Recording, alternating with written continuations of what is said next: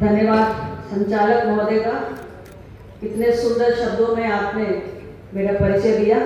बहुत बहुत आपको मैं आभार व्यक्त करती हूँ। और हमने बहुत सुंदर वंदना सुनी, हमारे म्यूजिक से दो साथी यहाँ पर उपस्थित थे, मैं उनको भी बधाई देना चाहती हूँ। सुबह सुबह दिन की शुरुआत और इतना मधुर संगीत। आज आप सबके बीच 16वें रोजगार मेला के अवसर पर वाराणसी में DLW परिसर में उपस्थित होकर मुझे बेहद प्रसन्नता है। इस मंच पर मौजूद हमारे नॉर्थ ईस्टर्न रेलवे के DRM वाराणसी से श्री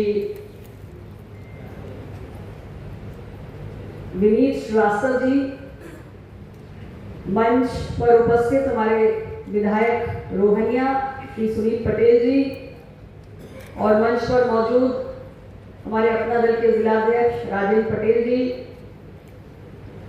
श्री नवनीत कुमार जी CRPF से, श्री परमानंद Kumar ji department of post से, श्री BD सिंह जी हमारे संस्कृति मंत्रालय से, और नितिन मुकेश जी, अविनाश अग्रवाल जी फाइनेंशियल सर्विसेज से, और यहाँ पर मेरे सामने बैठे हुए सभी हमारे रेल मंत्रालय और अन्य विभागों और मंत्रालयों के अफसरगण, कर्मचारी, और विशेष तौर से यहाँ पर आज मेरे साथ आए हुए मेरी पार्टी के कार्यकर्ता, सभी हमारे मीडिया साथी और आप सभी सफल अभ्यर्थी, जिनके कारण आज हम सब यानी यहाँ पे सब लोग ही नहीं बल्कि देश में कुल 47 स्थानों पर आज केंद्रीय मंत्री परिषद में मेरे जितने भी अन्य सहयोगी हैं वो सब मंत्रीगण भी 47 अलग अलग स्थानों पर मौजूद हैं, क्योंकि माननीय प्रधानमंत्री श्री नरेंद्र मोदी जी के कदमों द्वारा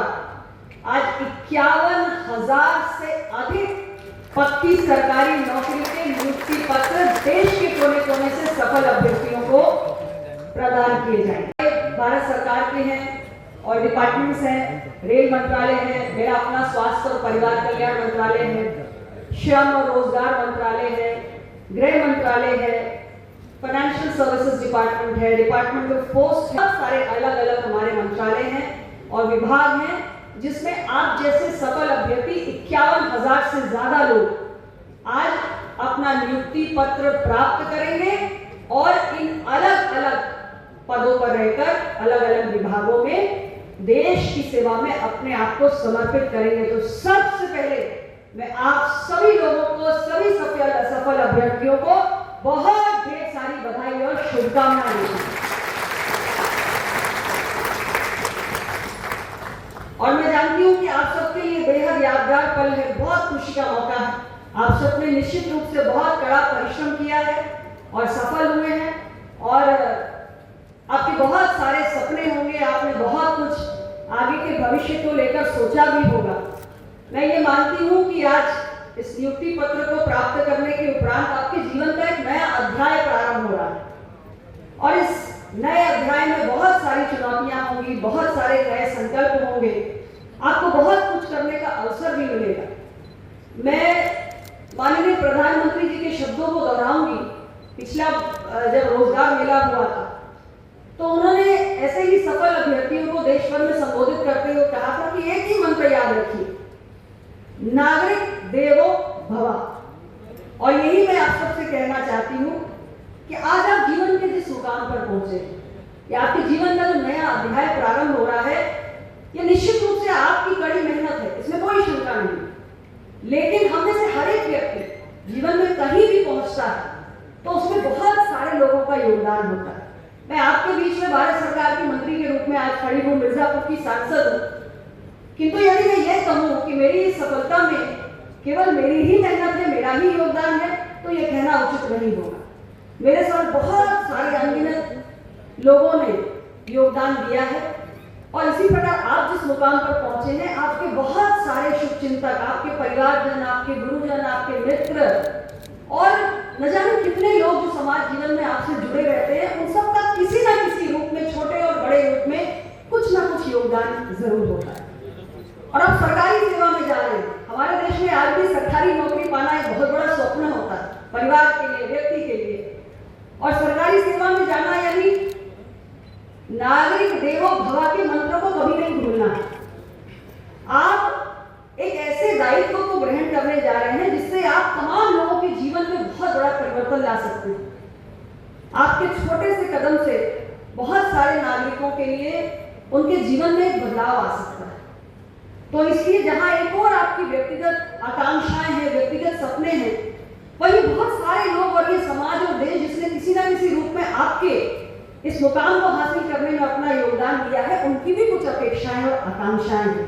मैं सभी सफल अभ्यर्थियों से यही आग्रह करना चाहती हूँ कि उनकी आकांक्षाओं को समेटते हुए आप देश की सेवा में अपने आप को समर्पित करेंगे तो आपको अपना काम करने में बहुत आनंद आएगा और आप बेहतरीन काम भी करेंगे।